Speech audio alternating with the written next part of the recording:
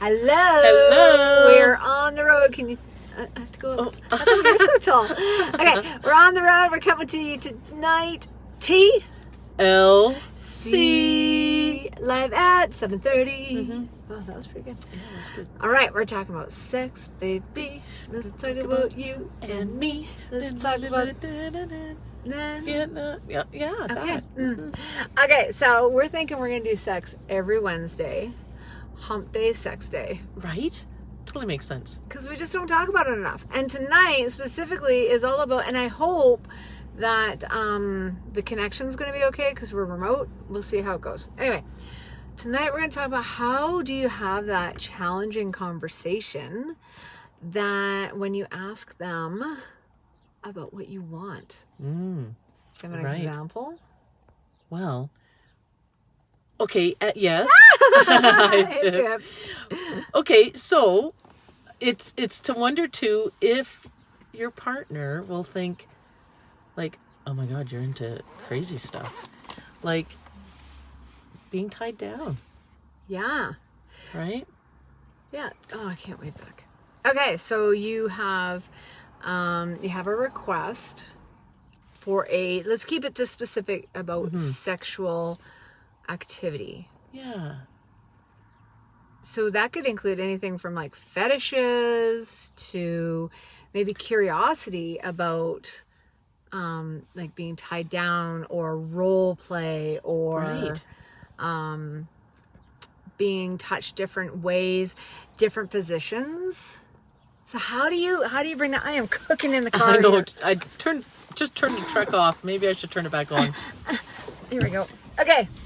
Maybe the topic is so spicy. So how the heck do you bring it up? Right? Oh my God, Deb, you just came in on this one. We're talking about how to ask for what you want sexually. All right. Mm-hmm. Well, number one, like anything else, pull in the courage. What did I scroll upon? Right? So it is a courageous conversation. And guess what? If you don't have this conversation, what do you think the chances are that you're actually going to be able to explore and try it if you don't actually ask? Exactly. And then the longer you leave it, the harder it will be. Absolutely. And I also feel too that you want this, if this is your person, you want to know if this is something that they'll be into, because this is for you to try and do with someone you trust. Okay, so how do you ask? Maybe not in bed. Maybe not in That's the right. act of it, especially if it's something that's maybe pushing your comfort zone and you think it might push their comfort zone. A lot of people, they have, in my next relationship one day, no, we're going to get through that one. Because if you don't start the conversation, and it could be something as simple as, let's take being tied down, okay? If it feels risky for you or a little bit out of your comfort zone, but you've been seeing it in movies and you're like, I think I might like that. It's about having the conversation with them saying, hey, what are your thoughts about tying someone down sexually? Like what would it be like for you to do that over dinner once they start chewing? I've even done it during the movie while it's on the screen. That's super smart. Right? It's like, oh, do you want to try that? And then it kind of gets that conversation going and kind of giggly or whatever and kind of shy or whatever, but it at least gets the conversation going. I love that. So, the other thing too is maybe all of us need to consider what are the things that we want to do. What is it that spices it up? What have you seen in the movies that you're like, damn, I would be taken from behind? Did I just say that alive? Yeah, you kind of did. That was a good one. So think about what are the things you want to do and maybe make a list. And then just let your partner know, hey, I want to chat with you about this because this sounds pretty exciting. What do you think? And it's always really, really important to make sure that you're going to the comfort zone of the person that's the least comfortable, right? So if you're like, I'm totally getting into bondage. I want to be totally tied up.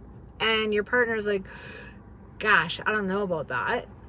Then you need to go to your partner's comfort level. You talk about it and you warm to it, right? Like, the most important thing is to have emotional safety. And that has me pop into one of the topics we need to talk about: submissive and dominant, right? In every sexual orientation, we're going to have a submissive energy and dominant energy. Maybe we can do that next week. Yeah, that would be a good one. That's a fun one.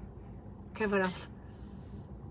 Well, I think, and it is a gradual conversation, right? And that it's not talked about. So it's going to be uncomfortable for you, perhaps, and for your partner. So just to be kind and gentle with it. Have fun with it. Laugh with it. Yeah, get some wine going on or whatever. Yeah. But do it through, even as I was mentioning, through a movie.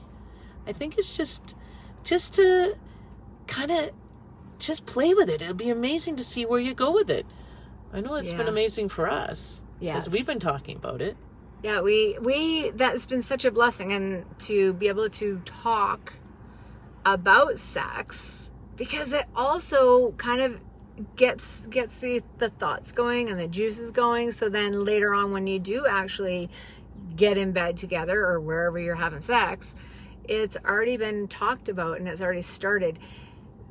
The other thing I wanted to say is, a lot of people, particularly I see women clients of mine, will kind of like dip their toe in. They'll be like, and in a way that's not empowering. So it might be something like, if we'll keep going with the tie-up thing.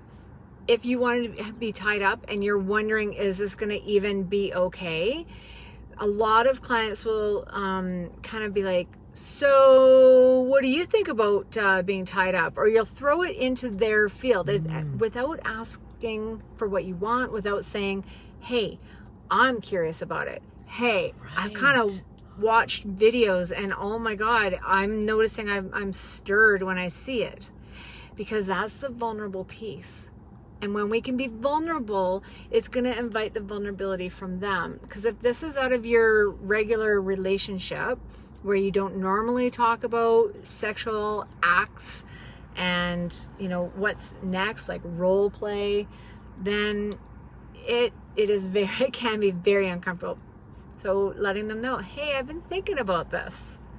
And then you can ask, what about you? Yes, be vulnerable. That's good. Yeah. That makes total sense. That's good. Hey, everybody. That's awesome. Yeah. Okay, what else? I don't know. I think the other one too is asking for what you want and then holding steady. So just because they don't want to doesn't mean that it's now off the table, right? We always want to respect our boundaries, but just because, role play. So role play can be really uncomfortable for a lot of people because it's such a stretch out of their comfort zone. They might feel like an idiot, or they might feel silly, or they might feel like they can't think of the next thing to say fast enough. Like you really struggled at the beginning of our role play with like being able to keep up with my countering. Well, that was trying to pick you up. Yeah, I know. I like that. It's fun. Y'all got to try that. That's good. Walking. Yeah. So if your partner is like, you know what? No, then ask, can we talk about this another time? Like, are you open to us talking about it? Yeah, that's good. Aw, thanks, Lisa. Levels. Sending you hugs too. Yeah. What else is important for this one? We just got thrown this one from our wonderful friends. We're in having a socially distanced, appropriately distanced dinner. And then we're like, we gotta go do our live. What should we talk about? We already knew we were talking about sex. And they're like, having that awkward conversation to ask for what you want. Yeah.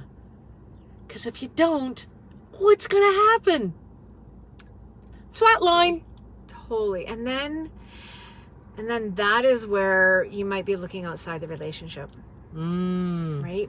I was just talking about that with my hairstylist today. Like, so many couples give up on their relationship because they aren't willing to have the hard, sweaty, stick it out conversations. Holy smoke, and yeah, you'll have the conversation with your friends or your girlfriends, but you won't with your own partner. And think about how much work it is to go and find someone that's going to do that anyway. Have the convo. Be vulnerable, and invites vulnerability. Yeah. And it's going to be if you have a relationship with this person and you do feel safe, and maybe they're flat, they're a little boring for you, well, then you owe it to yourself to have this conversation, because you don't know what's inside of them until you ask. What if they've been wanting to ask you the same questions? Oh, you're going to have some spicy! Totally. Totally that. All right. Okay, next Wednesday is going to be sex talk again. We're going to figure it out. Love all the likes. Thank you so much in the hearts. Yay. If you have any questions, or if you're like, wait, you didn't answer this from this one, just love the laughs. Send us a little note, either in comments or DM, whatever it is. Let us know, because we are here angry. What was it angry for? I think it was just a slip of the finger. I think maybe so. Yeah, but you know what? Here's the other one. I got to go into this one really quick and then I'm done. If you are one of the lots of people that are not in touch with your anger, I'm going to let you know that your brain cannot decipher between anger and passion. So if you're numbing and denying anger, you're also numbing and denying your passion. Because you see all those people that fight, they also love deeply. So that's a whole other topic, but I just had to touch it. Touch. Okay. I am done. Right on. Good one. Thanks, baby. All right. Go make it spicy, y'all. Woo! Bye. Tomorrow night at 6:30, we are talking about emotional eating. Another good one. Should be good and fun. Okay. Mwah.